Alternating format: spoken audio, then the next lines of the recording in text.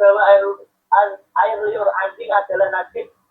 Sebagaimana dalam hadis yang diriwayatkan oleh Abu Hurairah bahwa Nabi SAW bersabda, kemudian wajah salah seorang kalian jika melihat anjing dalamnya adalah dengan mencucinya sebanyak 7 kali diawali dengan tanah. Menurut pendapat yang masyhur, Imam Maliki mengatakan anjing dan air liurnya suci. Dia berpegang pada firman Allah Subhanahu wa ta'ala, maka makanlah dari apa yang ditangkapnya untukmu dan sebutlah nama Allah atas binatang itu. Di atas pendapat yang unggul ialah pendapat mayoritas ahli fikih yang menyatakan bahwa anjing lainnya pun najis. Dalam membersihkan najis ini disyaratkan harus dicuci sebanyak 7 kali pencucian dan salah satu harus dengan tanah. Mas, kapsul dan yang lainnya dapat menggantikan konsumsi tanah. Ini juga menjadi pendapat Imam Syafi'i dan dibenarkan oleh Imam Az-Zahabi. Menurutnya mencucikan najis dengan sesuatu yang beku atau kuat tidak dikhususkan dengan menggunakan tanah saja, tidak dan menyamak kulit. Namun tidak ada sesuatu yang dapat menggantikan tanah karena nas yang ada menyatakan demikian, sehingga harus dengan tanah bukan dengan yang lain. Bagaimana halnya saya mau. Menurut jalan pendidikan Nabi, Mazhab Maliki, At-Tawri, dan Ahmad dalam salah satu versi riwayat adalah najis. Merujuk pada penuturan Aisyah radhiyallahu anha, Rasulullah pernah mencuci bekas mani atau sperma, kemudian pergi sholat dengan baju tersebut, sementara bekas yang dicuci masih dapat aku lihat. Muttafaqun alaih.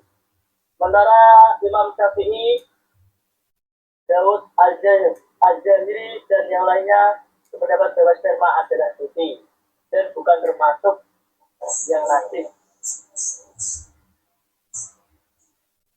Oke, bisa dilanjutkan dengan Mas Kamal.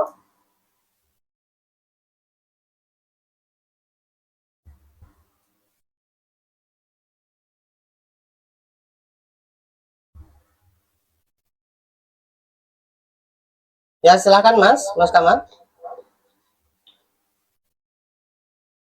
Ya, melanjutkan dari Mas Yusuf keterkaitan menerangkan selanjutnya, yaitu terkait masalah tulang dan tangkai. Menurut Imam Syafi'i, Imam Maliki, dalam kaul pendapat yang sudah masyhur dan terkenal tersebut, tulang-tulang hewan tanduk menurut Ibnu Abbas. Atas dulu Mas.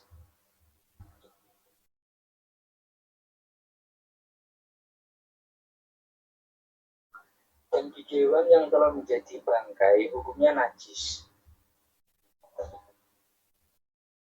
Baik bangkai hewan yang halal maupun hewan yang haram.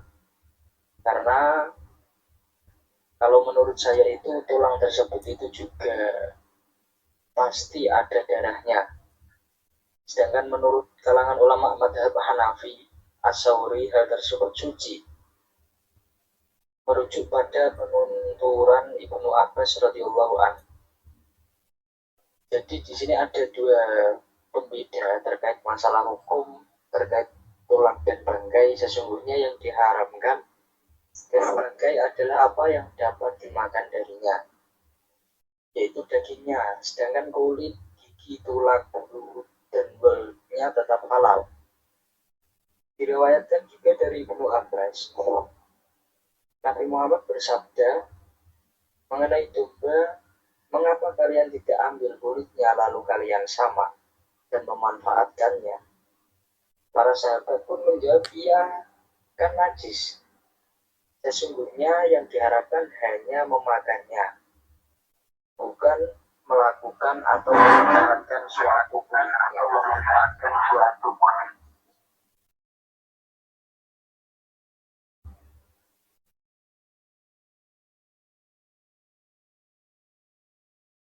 turun lagi kak, turun lagi kak.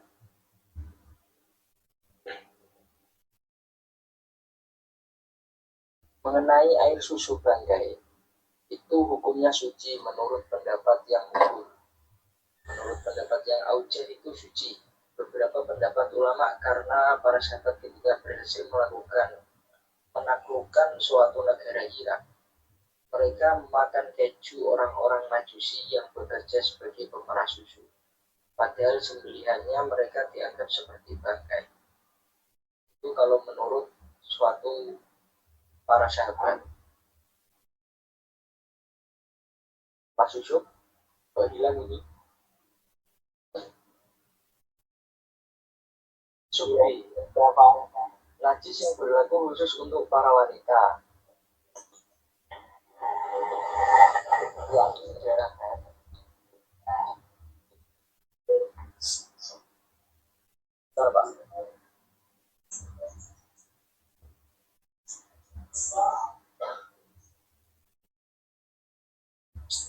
Yakni darahat dikatakan dari suatu kaul, dari hadis dari Asma binti Abi Bakar radhiyallahu anhu. Darah haid adalah darah yang keluar dari kemaluan perempuan ketika sunat, bukan karena penyakit maupun akibat kehamilan. Dikatakan dari Asma binti Abi Bakar radhiyallahu anhu, Nabi itu pernah bersabda terkait masalah darah haid. Engkau pipis, engkau gosok dengan air, lalu siramlah, kemudian engkau sholat dengan pakaian itu. Adapun mengenai bekas najis itu masih membekas setelah disucikan dengan air dan digosok, maka tidak apa-apa. Yang kedua mengenai darah nifas. Nifas menurut bahasa adalah darah yang keluar seiring ketika telah melahirkan. Sedangkan menurut istilah ialah darah yang keluar dari kemaluan wanita pada saat mulai dia melahirkan sampai melebihi 15 hari setelah, baik melahirkannya secara normal ataupun prematur. Yang ketiga darah wiladah. Darah wiladah adalah darah yang keluar dari kemaluan perempuan saat akan melahirkan, dan darahnya pun ketika keluar itu hanya sekejap saja, kan bisa dihitung secara cepat. Itu pengalaman menurut saya Pak. Terus yang keempat, cara mensucikan najis.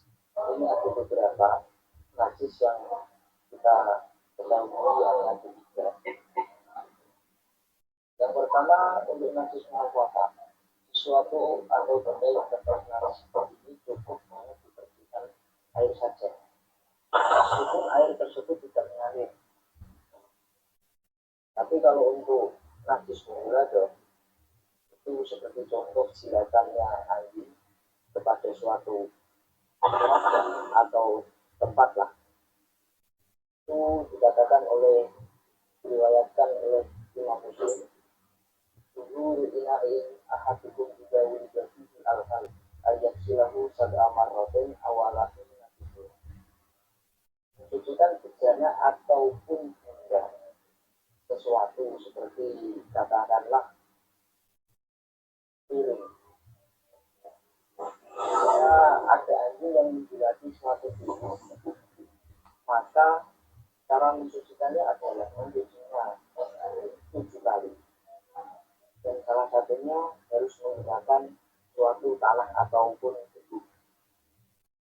Yang ketiga, najis mutawasitah. Jika najis berupa kotoran, maka harus dibuang terlebih dahulu, kemudian dicucikan dengan air hingga hilang warnanya, baunya, dan rasanya, dan tidak berbahaya, maka warna atau sifat najisnya sukar dihilangkan ataupun sulit dihilangkan dengan cara mengalirkan air terhadap benda yang terkena najis sampai hilang zat najisnya dan unsur yang sifatnya. Keterkaitan unsur itu ada tiga, warna, bau, dan rasa.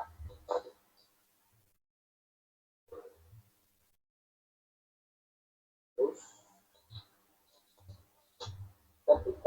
membersihkan barang yang terkena najis, baik najis mukhafafah, mughallaza, ataupun mutawassithah. Apabila airnya ataupun barangnya masih kelihatan najisnya, maka air harus datang, dalam artian harus disiramkan kepada barang yang masih terlihat tersebut. Itu kalau terlihat airnya. Dan tidak boleh apabila terjadi barang yang terkena najis datang kepada air, dalam artian kebalikannya. Karena ketika air datang dan mendorong, berarti ia mempunyai kekuatan untuk menghilangkan. Tetapi apabila najis yang datang, maka tidak dapat suci, dan airnya pun menjadi najis. Karena tidak mempunyai kekuatan yang menghilangkan najis, seperti halnya ketika ada air kurang dari 2 gelas, terjadilah najis. Itu sama saja najis mendatangi air. Kalau airnya 2 kula tapi tidak berubah warna, bau, dan rasa, maka hal tersebut namanya air mendatangi najis. Itu pengiasan menurut saya, Pak. Dan najis tersebut karena tidak memiliki kekuatan untuk menghilangkan najis yang dimaku. Sementara beberapa najis ada yang dimaku ataupun tidak, seperti bangkai hewan yang tidak mengalir darahnya, darah atau nanah yang sedikit dan sapi tetes, tubuh yang bercampur dengan kotoran binatang tetapi yang tidak jelas bahwa itu kotoran binatang, sedikit dari darah orang lain asal tidak darah anjing atau babi, dan sebagainya. Supi, keterkaitan masalah hadas. Hadas sendiri secara berarti sesuatu yang baru. Maksudnya sesuatu yang sebelumnya tidak ada, kemudian menjadi ada. Sedangkan secara istilah, hadas adalah keadaan tidak suci pada seseorang yang telah balik dan berakal sehat dan dikatakan sudah tamyiz, timbul karena datangnya sesuatu yang ditetapkan oleh hukum syarak sebagai yang membatalkan keadaan suci. Hadas dapat juga diartikan sebagai sesuatu keadaan badan yang tidak suci atau kotor dan dapat dihilangkan dengan cara tertentu seperti wudhu. Kalau nggak ada air, tayamum dan mandi wajib.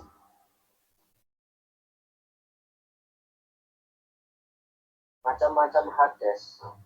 Yang pertama itu hadas kecil, sesuatu keadaan seseorang yang tidak suci yang disebabkan oleh sesuatu dan bersucinya bisa menggunakan dengan wudhu dan tayamum. Itu dikatakan dengan hadas kecil.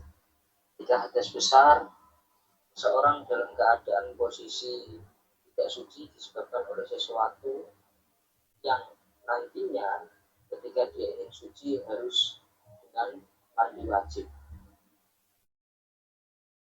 Ada solusi juga dengan bisa tayamum, itu pun kalau nggak ada air. 3 hal yang menyebabkan hadas kecil: keluarnya sesuatu dari lubang kubur dan kubur, hilangnya akal karena mabuk, gila, atau tidur, yang suci bersentuhan antara kulit laki-laki dan perempuan, yang ajnabiyah atau orang lain. Yang keempat, hal-hal yang menyebabkan hadas besar bersusuhu, keluarnya mani, dan meninggal dunia. Yang kelima, larangan orang yang berhadas. Terkhusus hadas kecil itu larangannya adalah sholat, tawaf, menyentuh, dan membawa mushaf.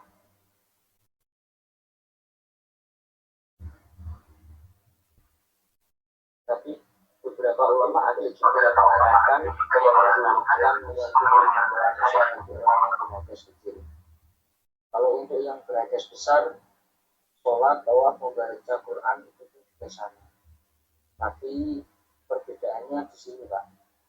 Terkait masalah menyentuh dan membawa mushaf, itu ada beberapa para ulama yang berpendapat berbeda-beda. Seperti yang dikatakan oleh dari Ibnu Umar Nabi Muhammad SAW bersabda, janganlah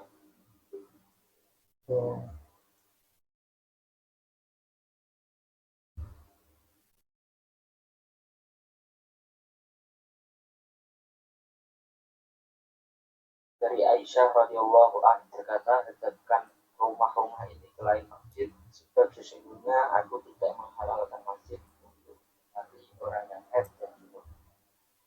Dan ini dikhawatirkan nanti ketika ada orang yang haid itu khawatir darahnya itu najis dalam masjid tempat yang suci. Yang terakhir mengenai kesimpulan,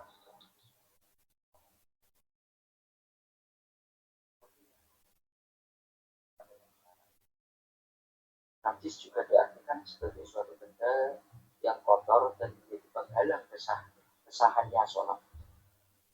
Sholat tidak akan sah jika tubuh dan pakaian ataupun tempat orang yang mengerjakan sholat itu terkena najis, seperti bangkai tulang dan rambut bangkai, kecuali bangkai manusia, ikan, dan belalang.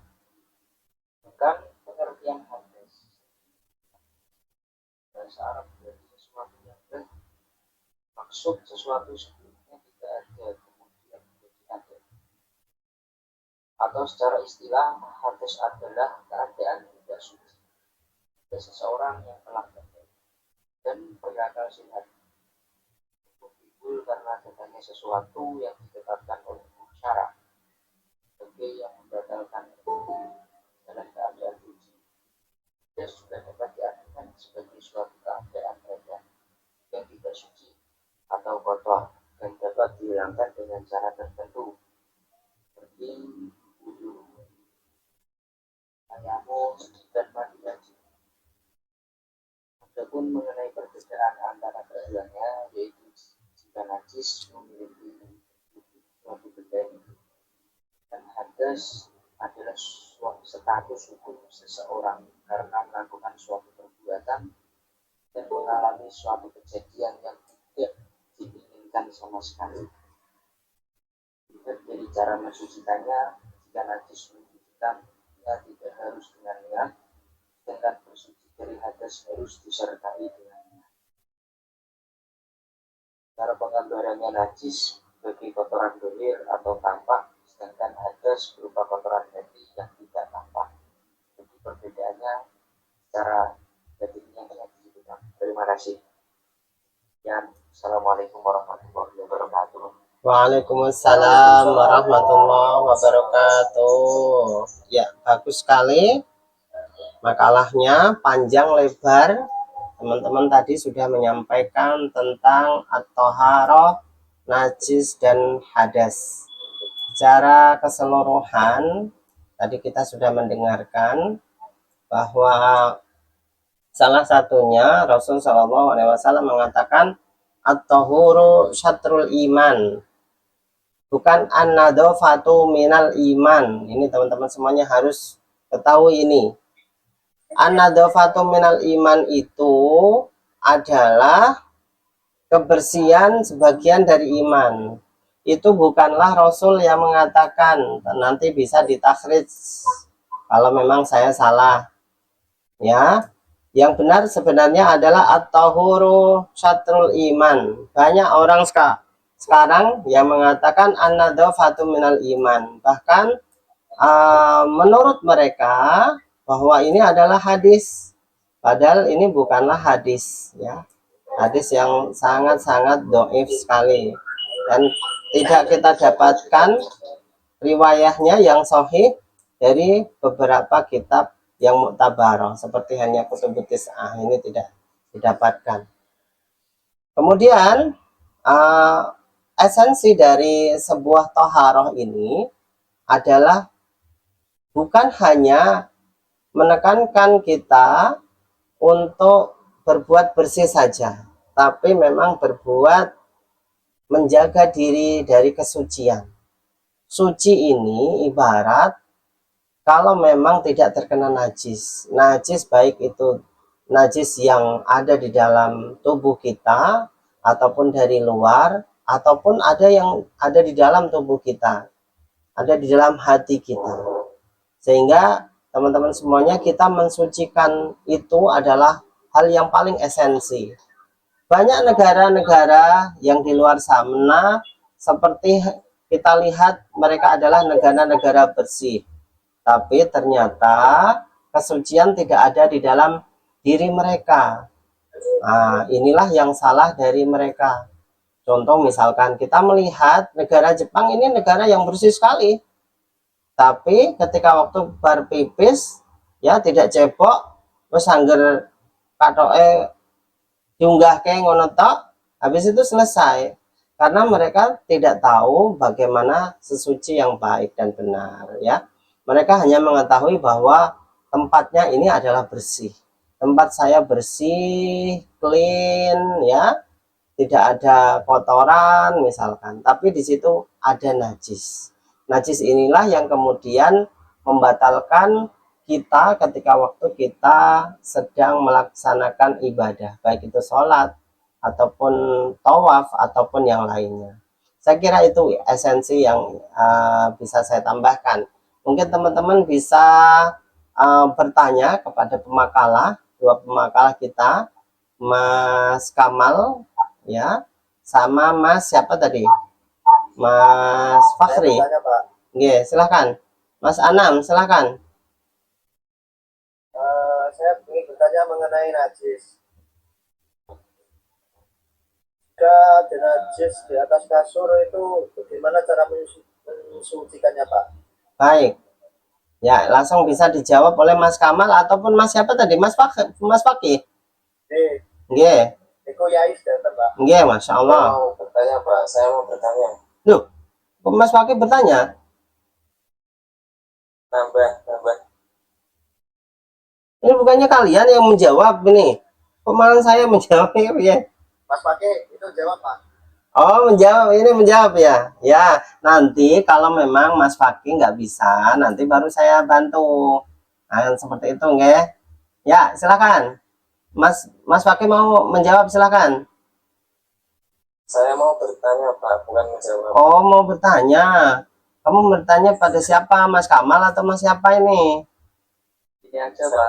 Itu soalnya ditampung dulu. Oke. Bisa dijawab satu persatu. Ya. Untuk keterkaitan nanti biar kondusif gitu loh, Pak. Nggih. Ya udah, kita tampung dulu pertanyaannya. Silakan. Nomor 2, silakan Mas Fakih. 3 pertanyaan saja. Ya, 3 pertanyaan saja. Oke.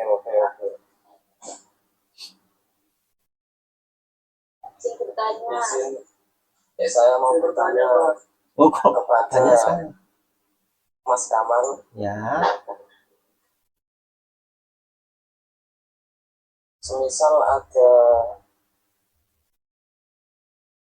kamar mandi yang mana kolahnya itu sudah mencakupi 2 kolah, terus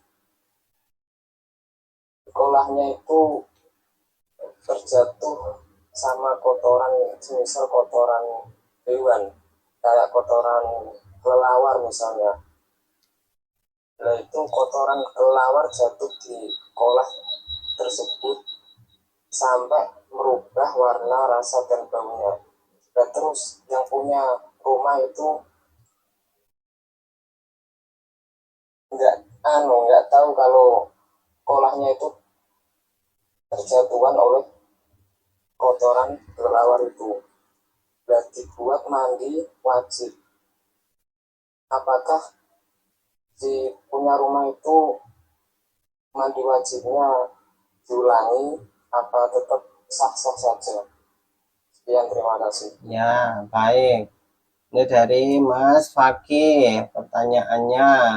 Yang berikutnya silakan. Nggih, Mbak. Nggih. Yang duluan yang mana? Ya udah, Mas. Sabar, satu-satu nggih. Ya udah. Karena tadi sudah Mas ya. Sekarang sesi perempuan, Mbak Firda dulu. Satu-satu ya, teman-teman. Mbak Firda nggih, Mbak Firda dulu nggih. nanti Mas Gun habis itu. Gimana Pak? Sebentar. Kasih saja Pak. Ya, Masuk grup Pak. sebentar. Ih, Izin bertanya Pak. Izin bertanya Bapak. nggih. Sebentar. Ini kok banyak banget ini loh. Ini nanti nggak kejawab semuanya. Satu-satu nggih. Saya kasih kesempatan untuk Mbak Firda dulu. Nanti baru Mas Gun. Yang gak jadi banyak bisa tanya ke kita nanti. Iya, betul. Mas Zukruf nanti nggih. Izin bertanya. Ya, saya kasih kesempatan Mbak siapa tadi? Ya. Ya, silakan. Yang duluan silakan, ayo. Nazia, Pak. Ya, Mas Naza silakan, ayo.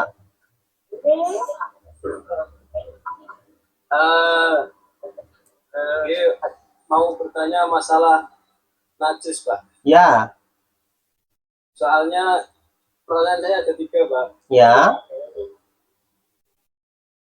Yang pertama, keterangan najis secara lugat yaitu asyayu al-mustaqdaru, ya, yang menjijikan. Yang kedua, masalah keturunan anjing dan babi. Yang ketiga, asal usul nanah itu keluar gimana? Itu Pak. ya. Asal usul Pripun, Pak? dari Asal usul dari nanah. Nana. Baik. Gini, najis secara luar itu apa gitu? Pertanyaannya, sesuatu yang menjijikkan. Kamu udah menjawab sendiri gitu. Kan gini, Pak. Sebelumnya ada keterangan bahwa najis secara lugat yaitu sesuatu yang menjijikkan. Ya, Yang saya tanyakan, tidak semua najis, tidak semua yang menjijikkan itu najis. Walaupun suci, tetap dikatakan najis. Contoh seperti air mani dan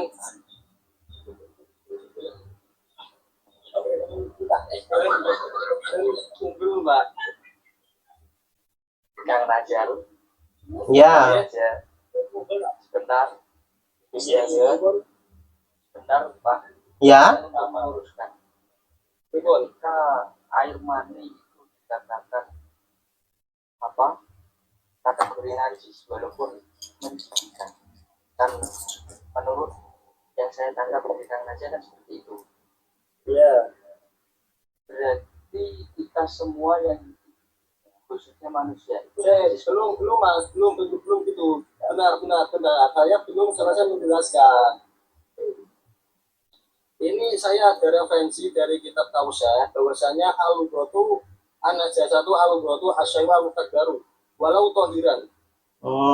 Meskipun itu suci. Ya, seperti contoh seperti air liur dari manusia itu atau umbel agan mani.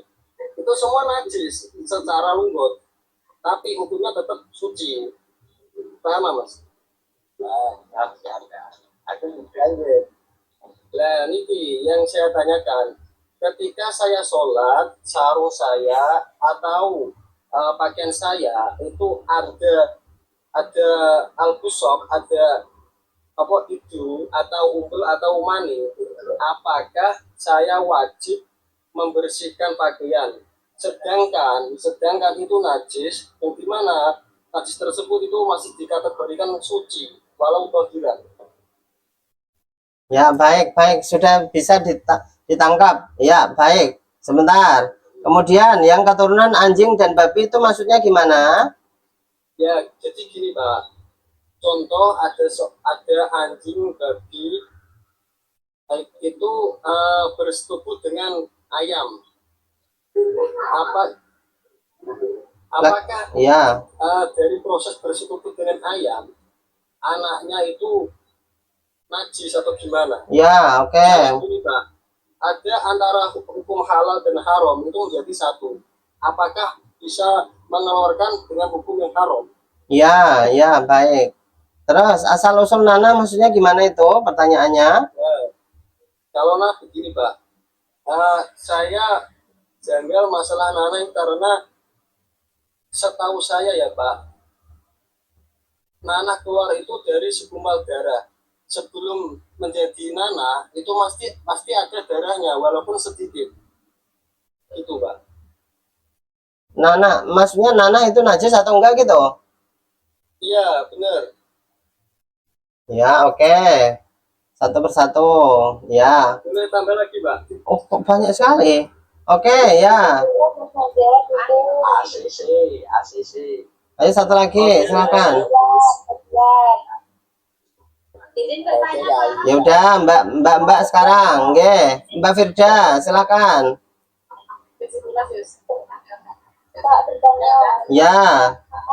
Itu kan ada yang hadas kecil,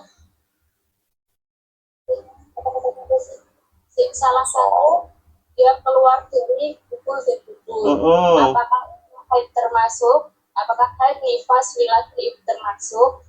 Tapi kan cara membasuh hadis itu kan cukup dengan wudhu sudah cukup.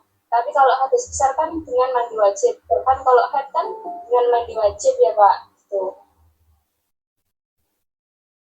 Pertanyaannya apa ini? Haid itu termasuk hadis kecil apa hadis besar? Karena hadis itu belum diperjelas. Oh, oke.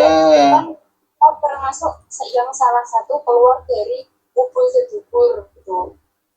Ya. Ya, oke. Mbak Firda, habis itu siapa lagi yang bertanya? Ayo satu lagi, 5 ini langsung. Mbak Fatim, ya. Ya, Mbak Fatim langsung. Udah cukup Pak. Ini kasihan ini kalau nggak dikasih nih. Ya udah satu lagi. Mbak Fatim, udah terakhir ini udah cukup. Nanti saya kasih kesempatan untuk menjawab. Yang lain silakan bisa di-off-kan. Oke, silakan ayo Mbak Fatim.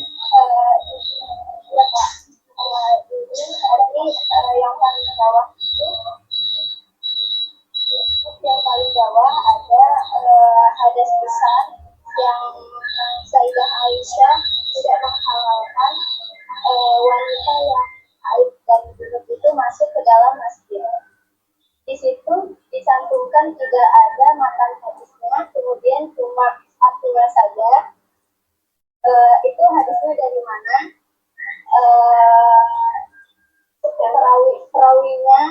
Perawinya siapa? Terus kemudian penjelasannya di situ kan tidak ada. Baik. Saya kurang setuju Pak di situ karena cuma ditulis tidak menghalalkan. Jadi haram kan jatuhnya Pak itu. Saya nggak setuju karena taghayyurul ahkam bitaghayyurul azminah wal amkinah wal ahwal. Jadi setiap hukum itu kan bisa berubah-ubah setiap waktu, tempat dan keadaan. Baik. Mungkin di situ konteksnya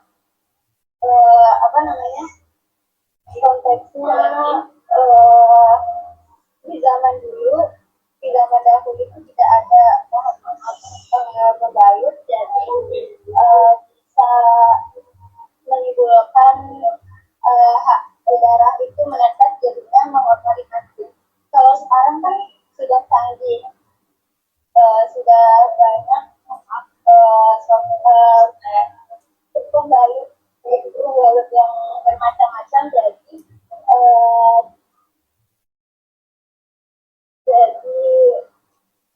bisa meminimalisir untuk tidak bocor. Jadi saya tidak setuju Pak yang tadi tidak menghalalkan. Jadi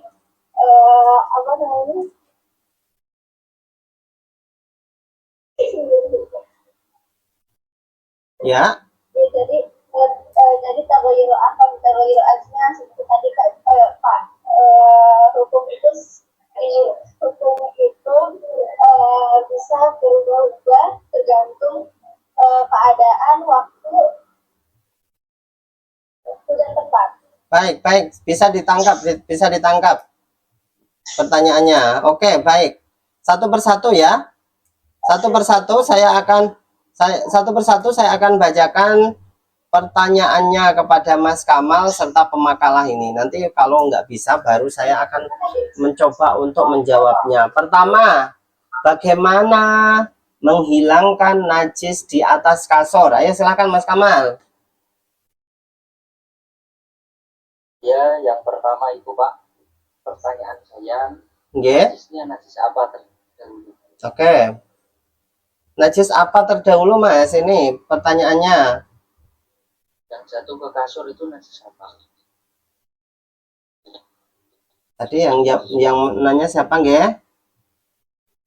Mas Anam ya? Pertanyaan. Mas Anam tadi ya. Mas Yusuf. Yang tanya Mas Anam. Mas Anam tadi.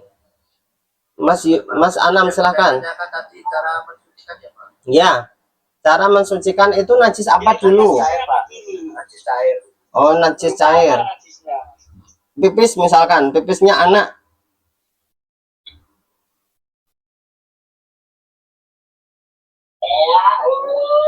Ya, silakan bisa dijawab.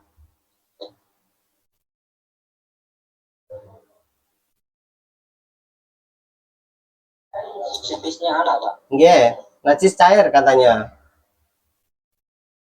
Kalau menurut saya Pak, najis pipisnya anak itu kalau mukhafafah itu kencingnya bayi laki-laki yang belum minum air susu. Terus kalau kencingnya perempuan itu masuknya ke mutawasitoh.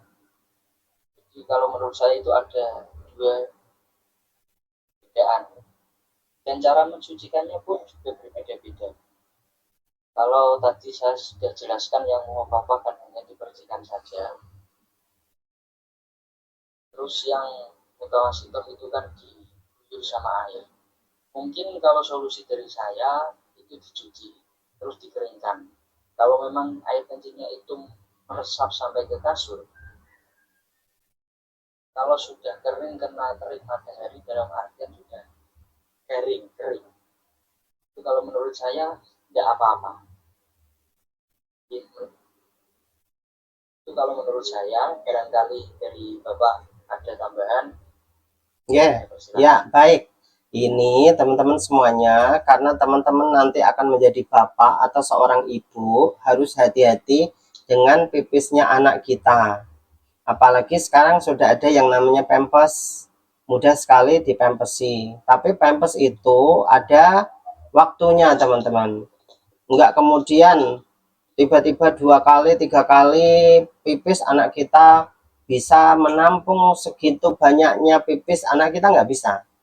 Sampai 2 kali misalkan, 3 kalinya ya udah bocor. Secara otomatis kalau sudah bocor, otomatis ngalar-ngalar itu kemana-mana. Najis lah rumah kita, termasuk juga kasur.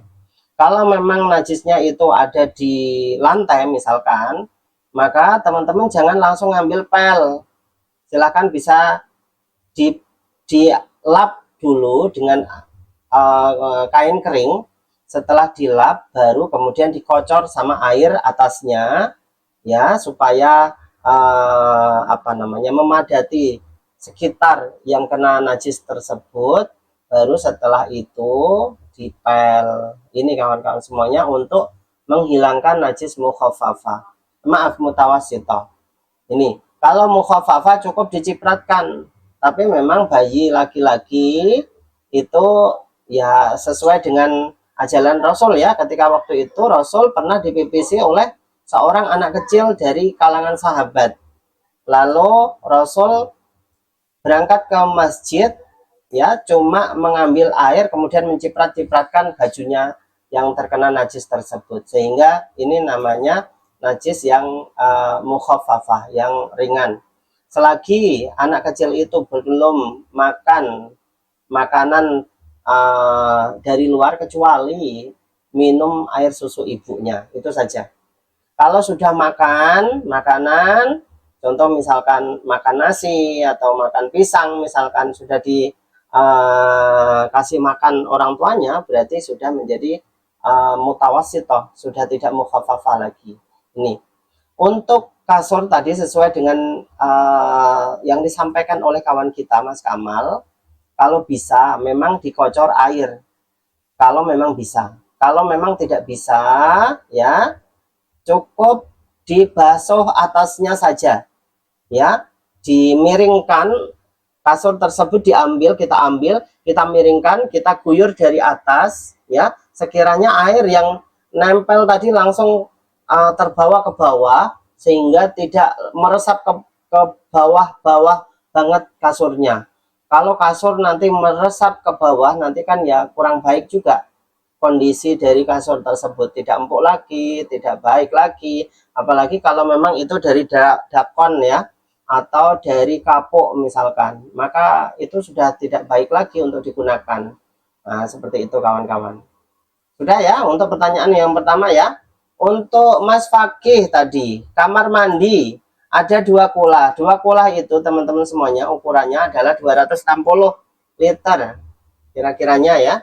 260 liter. Kalau memang sudah 2 kula, ternyata kejatuhan yang namanya najis ya, kemudian sampai berubah warna serta baunya, dan seorang pemilik kamar mandi tersebut tidak mengetahui, malahan dibuat mandi jinabat, apa yang harus dilakukan oleh pemiliknya. Seperti itu pertanyaan dari Mas Fakih. Silahkan bisa menjawab Mas Kamal.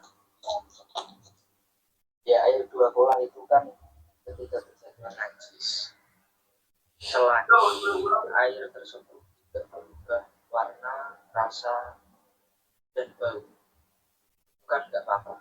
Tapi jikalau itu berubah dalam artian berubah baunya ataupun rasanya, salah satunya ketika seseorang tersebut tahu, kalau menurut saya itu tidak apa-apa. Ya, baik. Soalnya itu kan al-masakoh dan sibuk Ya. ada kesusahan pasti ada kemudahan. Ya. Tapi kalau nanti setelah itu nggak wajib diulangi ya. Tapi kalau nanti dia mengetahui dalam artian habis mandi kok baunya gini, terus rasanya warna, nah, yang itu harus mengulangi. Kalau dia tahu, kalau dia tidak tahu kan nggak apa-apa. Jadi enak jadi orang yang tidak tahu. Ya, karena teman-teman sudah tahu, maka wajib ya rufi'atil kolam, ya, tidak dicatat orang yang tidak tahu, termasuk adalah orang yang tidak tahu ya. Rufi'atil kolam, wajib fatis suhuf, otomatis tidak dicatat orang-orang yang tidak tahu, termasuk orang yang gila, ini tidak tahu mereka. Nah, ini kalau sudah tahu, bagaimana? Kalau orang gila ya nggak perlu harus mengkodok seluruh sholatnya, karena memang ketika waktu gila dia memang betul-betul tidak tahu. Tapi kalau orang yang tadi awalnya tidak tahu, ternyata tiba-tiba tahu, diingatkan, loh, ente kok pakai kulah itu, padahal kulah itu kan najis, baunya aja sudah ketahuan banget, maka ini wajib untuk dikodok, teman-teman, wajib dikodok, karena memang dia tahu ya setelah diingatkan orang lain. Contoh lagi, kalau misalkan saya sholat nih, saya sholat 3 rakaat ya, saya kira itu sudah 4 rakaat, ada orang yang mengingatkan saya, Pak, mohon maaf tadi Bapak sholat 3 rakaat loh, kurang 1 rakaat lagi. Oh iya, terima kasih, saya akan mengulangi lagi. Selagi antara sholat tadi ya, salam saya dengan sholat tadi nggak terlalu jauh, maka tinggal nambahi 1 sholatan saja. Tapi kalau sudah jauh, 5 menit ke atas misalkan, atau setengah jam lebih, maka saya wajib mengkodok seluruhnya. Sampai di sini paham teman-teman semuanya? Yeah. Ini pertanyaan kedua. Kemudian berikutnya pertanyaan ketiga. Dari Mas Naza ini mengatakan bahwa najis itu secara luar adalah menjijikkan al-qadar, ya. Tapi di sini hanya luar saja, ya. Bagaimanakah istilahnya? Betul ya, seperti itu pertanyaannya, nggih? Jika memang itu adalah dimasukkan al-qadar, padahal yang namanya mani itu adalah al-qadar, menjijikkan dia. Menjijikkan, ada banyak sekali yang menjijikkan tapi nggak diharamkan, nggak dinajiskan sama Allah Subhanahu wa Ta'ala. Apa pendapat Mas Kamal dan Mas Yusuf tentang ini semuanya? Silahkan.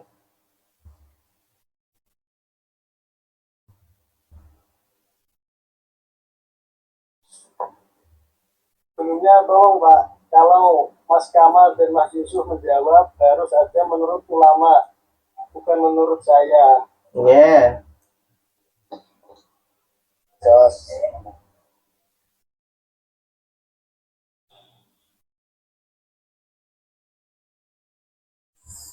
Ayo Mas, dijawab. Bos. Ulangi pertanyaannya, Bos. Nggak bisa sekali. Kita harus nyetok kitab ya Mas Kamal. Pertanyaannya ulangi, Pak. Yang namanya najis itu secara lughah adalah sesuatu yang menjijikkan. Sementara banyak sekali hal-hal yang di luar sana menjijikkan secara zahirnya, namun tidak dikategorikan sebagai najis.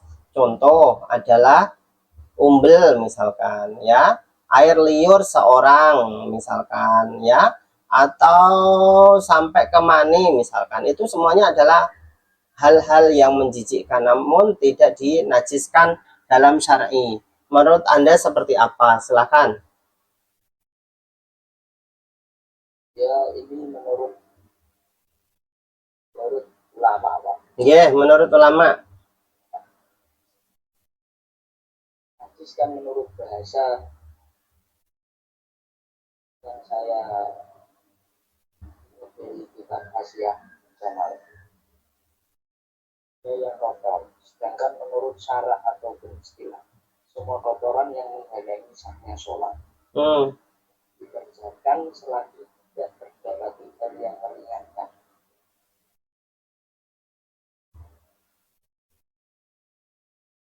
Karena menurut saya itu kan Menurut ulama saja Mas.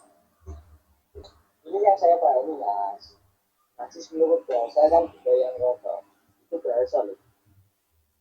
Mani juga aslinya kan kotor, sedangkan menurut syarak bahkan dikatakan mani itu air zina. Sedangkan menurut syarak semua kotoran yang menghalangi sahnya sholat yang dikerjakan selagi tidak mendapati hal yang meringankan. Dan maka dari itu seperti halnya sesuatu yang menjijikan ketika dia mendapat